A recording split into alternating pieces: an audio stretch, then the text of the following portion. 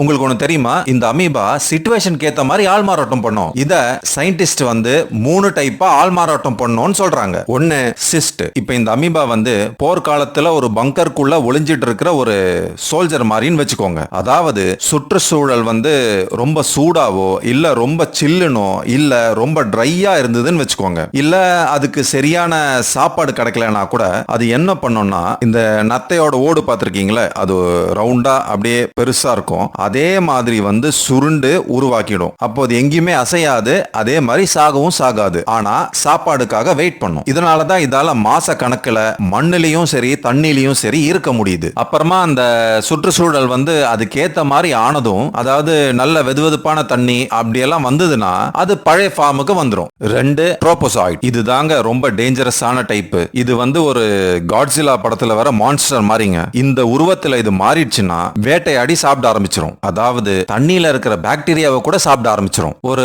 கலங்கின தண்ணி, அதாவது குளமோ இல்ல குட்டையோ, ஏன் ப்ராப்பரா மெயின்டைன் பண்ணாத ஸ்விம்மிங் பூல்லயோ நீங்க குளிக்கிறீங்கன்னு வச்சுக்கோங்களேன், இது நேரா மூக்கு வழியா மூளைக்கு போயிடும். அங்க இது ஒரு மான்ஸ்டரா மாறி பிரெயின்ல இருக்கிற டிஷ்யூஸை சாப்பிட ஆரம்பிச்சிடும். அதனாலதான் இதுக்கு பிரெயின் ஈட்டிங் அமீபான்ற பேர் வந்தது. இந்த ஸ்டேஜ்ல இது பல மடங்கு பெருகி மூளையோட டிஷ்யூஸை சாப்பிட ஆரம்பிச்சிடும். விளைவு PAM, அதாவது பிரைமரி அமீபிக் மெனிஞ்சோ என்செஃபலைட்டிஸ். 3 பிளாஜிலேட். இப்ப இது இருக்கிற தண்ணியில போதுமான அளவு ஊட்டச்சத்து இல்லைன்னு வச்சுக்கோங்களேன், இது வந்து பிளாஜிலேட்டை உருவெடுத்துரும். அதாவது 8 கால் பூச்சிக்கு வந்து ஒரு 1000 கால் இருந்தா எப்படி இருக்கும், அந்த மாதிரி இது மாறிடும். அப்போ ஃபாஸ்டா நீந்தி அதுக்கு ஏத்த நிலைப்பாடு எங்க இருக்கோ அப்படியே அங்க போய் ட்ரோபோசைட்டா மாறிடும். இன்னொரு விஷயம் என்னன்னா, மரணங்கிறது இந்த அமீபாவால மட்டும் வர்றது இல்லைங்க. இது என்ன பண்ணும்னா, நம்ம நோய் எதிர்ப்பு மண்டலத்துல போய் அதை தூண்டி விட்டு மூளையை வீங்க செய்யும். அதுக்கப்புறம் நம்ம நோய் எதிர்ப்பு பட மூளையவே வந்து எதிரியா நினைச்சு மூளையை தாக்க ஆரம்பிச்சிடும்.